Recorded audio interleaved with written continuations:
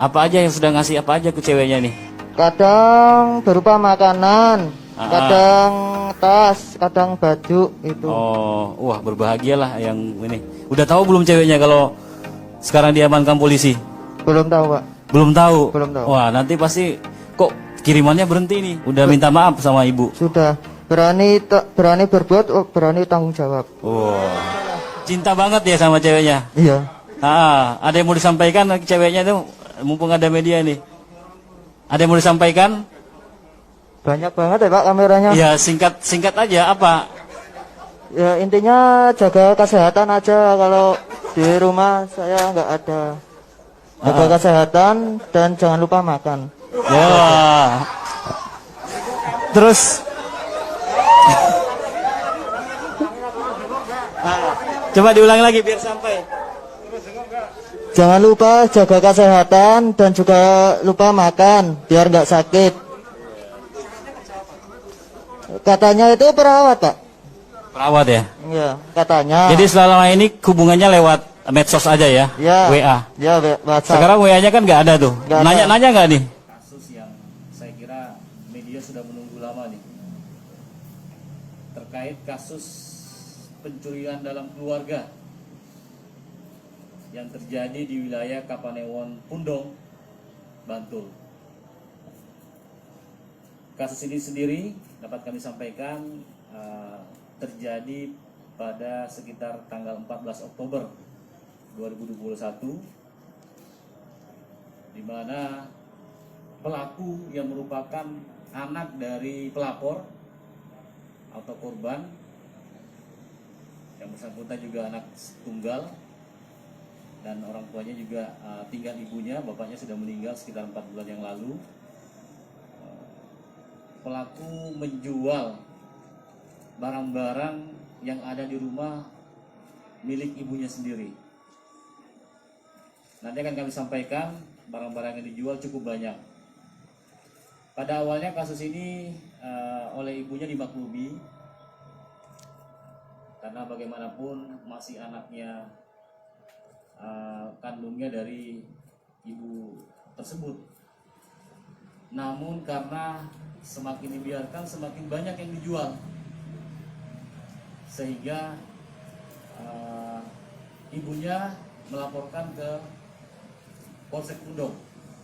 Kami pun berupaya untuk memediasi, tapi rupanya ibunya sudah kewalahan dan tetap berniat untuk melanjutkan kasus tersebut. Namun nanti kalau dalam perjalanan ibunya akan mencabut, tentunya kami akan stop penyidikannya, karena kasus ini adalah kasus delik aduan, bukan delik murni. Delik aduan itu ya kalau pelapornya mencabut laporan, otomatis kita harus hentikan penyidikannya. Jadi saya flashback lagi, pada tanggal 14 Oktober pelaku sudah mulai menjual satu persatu barang yang ada di rumahnya sendiri. Kebetulan pada saat mengambil barang-barang tersebut, ibunya tidak berada di rumah, karena ibunya sehari-hari karena merupakan orang tua tunggal, karena bapaknya sudah meninggal, untuk menafkahi keluarganya menjadi asisten rumah tangga di wilayah Kasihan. Karena rumahnya sepi, pelaku ya, satu persatu dijual. Sampai sekarang totalnya sudah hampir sekitar 30-an juta kalau ditotalkan, atau perabot yang di dalam rumah itu udah habis semua. Makanya orang tuanya tidak tahan lagi, ya sudahlah, anak durhaka ini harus dilaporkan. Jadi dapat kami sampaikan, identitas dari tersangka sendiri adalah anak kandung dari pelapor, inisialnya DRS, 24 tahun, kemudian masih berstatus mahasiswa ya, masih berstatus mahasiswa, dan sebelumnya pekerjaannya sebagai Gojek. Jadi pelaku sempat dibelikan oleh orang tuanya kendaraan untuk digunakan sebagai Gojek untuk mencari nafkah sambil berkuliah. Rupanya karena pergaulan dan sebagainya, kendaraannya pun dijual. dijual hanya untuk kebutuhan yang bersangkutan sehari-hari. Kebetulan yang bersangkutan hobi perempuan, main perempuan. Kecil-kecil gini ya hobi main perempuan. Akhirnya informasi dari yang bersangkutan sering dibohongi, sering minta dibelikan ini, dirayu oleh ceweknya, belikan ini, belikan itu, nggak punya uang. Itulah motifnya, sehingga paling cepat, paling mudah untuk mendapatkan uang adalah menjual barang-barang yang ada di rumahnya sendiri untuk membelikan tadi itu, membelikan hadiah kepada cewek-cewek yang dikenalnya. Kemudian yang bersangkutan beralamat di Pundong. Adapun barang bukti yang diamankan dapat kami sampaikan. Barang buktinya tidak bisa kami tampilkan karena memang ini perabotan rumah tangga. Yang pertama adalah satu buah almari warna coklat kombinasi emas berpintu 3. Ini lemari pakaian, ini juga dijual. Kemudian 3 buah meja kayu panjang warna coklat sudah dipelitur. Kemudian 1 buah rak meja dapur dari kayu dengan warna coklat, ini juga sudah dipelitur. Kemudian yang keempat adalah 2 buah daun pintu dari kayu warna coklat dan merah. Selanjutnya 1 buah almari pintu 3 dari kayu dengan warna hitam. Kemudian 2 buah kursi panjang dari kayu. Kemudian 1 buah kulkas merek Sharp 1 pintu. Kemudian 4 buah daun pintu terbuat dari kayu. Selanjutnya 5 buah kursi kayu panjang. Kemudian 1 buah almari kayu pintu 3 ya, kayu pintu 3. Dan terakhir 1 buah bibet kayu. Sudah kami cek, memang rumahnya pelapor sekarang kosong. Termasuk terakhir genteng pun diambil. Karena mungkin yang tidak ada lagi yang bisa diambil, gentengnya pun diambil. Genteng dari rumah pelaku sendiri. Dan dijual juga.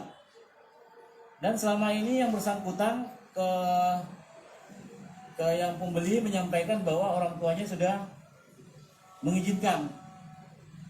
Sehingga ya yang membeli pun karena sudah keterangan dari pelaku sudah diizinkan ya sanggup untuk membeli barang-barang tersebut. Jadi inilah ibu ini sebenarnya tidak mau melaporkan di awal, tapi dibiarkan semakin hilang barang-barangnya. Kami pun berupaya untuk mediasi, tapi ya tetap ibunya ngotot untuk melaporkan anaknya sendiri. Memang menarik. Jadi sekali lagi ini delik aduan, tetap kami proses sekarang, tapi dalam perjalanan kami pun akan berupaya untuk memediasi apabila memang ibunya mencabut laporan, karena bagaimanapun ini darah dagingnya sendiri. Kami tentunya akan menghentikan penyidikannya. Tapi saat ini ibunya tetap kekeh untuk melanjutkan proses laporannya. Mengingat tadi banyaknya barang-barang yang sudah diambil, kalau kita total mungkin kurang lebih sekitar 30 jutaan. Kalau kita dalam angka uang ya, rupiah ya. Kemudian tentunya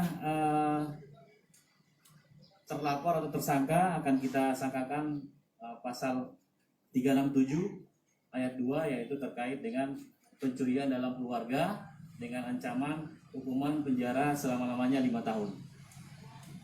Jadi mungkin ini yang perlu saya sampaikan sebagai informasi awal. Silahkan kalau ada yang mau ditanyakan, kami persilakan kepada rekan-rekan media yang dari kemarin sudah menunggu berita ini. Silakan. Dan kemungkinan ada upaya damai nanti ya. Terus nanti status kemahasiswanya bagaimana? Apa ada rekomendasi ke kampusnya Sangka? Ya, baik. Tentunya saat ini masih berproses. Karena tadi disampaikan di awal, kami sudah berupaya memediasi karena bagaimanapun ini dalam keluarga. Namun ibunya tetap kekeh untuk melaporkan. Tapi dalam perjalanan nanti ibunya mau mencabut, ya kita otomatis akan menghentikan penyidikannya. Terkait status kemahasiswanya tadi, Nah itu bukan ranah kami ya, kami hanya memproses pidananya.